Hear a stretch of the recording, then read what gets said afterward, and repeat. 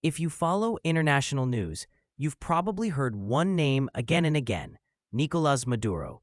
But who is he, and why should Canadian voters care? Let's break it down in plain language.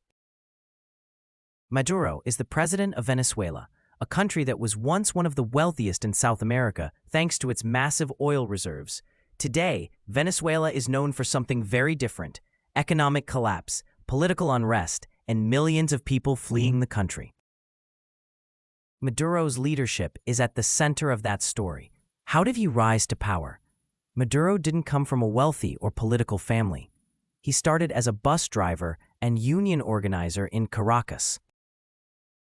He later entered politics under Hugo Chavez, Venezuela's socialist leader who ruled for over a decade. When Chavez died in 2013, Maduro was chosen as his successor and narrowly won the presidential election. That election, and many since, have been heavily disputed. What happened under Maduro's rule? Over time, Venezuela's economy collapsed. Inflation spiraled out of control. Food and medicine became scarce. Wages lost their value. Millions of Venezuelans left the country.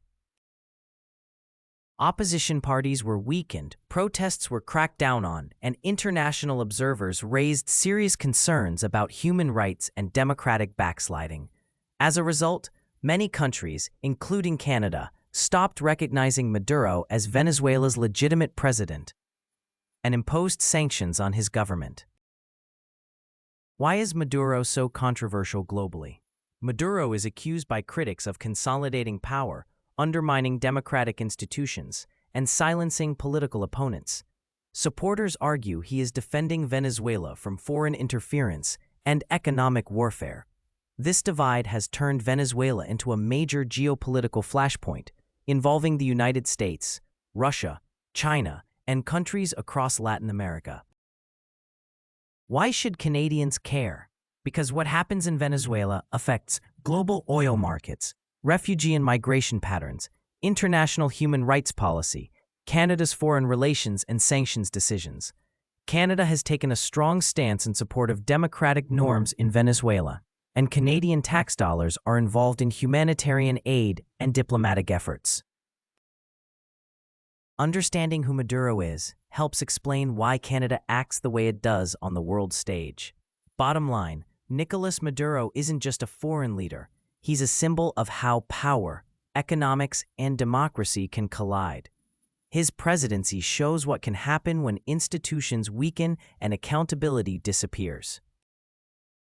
And for Canadian voters, understanding leaders like Maduro means better understanding foreign policy, global stability, and Canada's role in the world. Like, share, and subscribe for more clear explanations of global politics without the spin.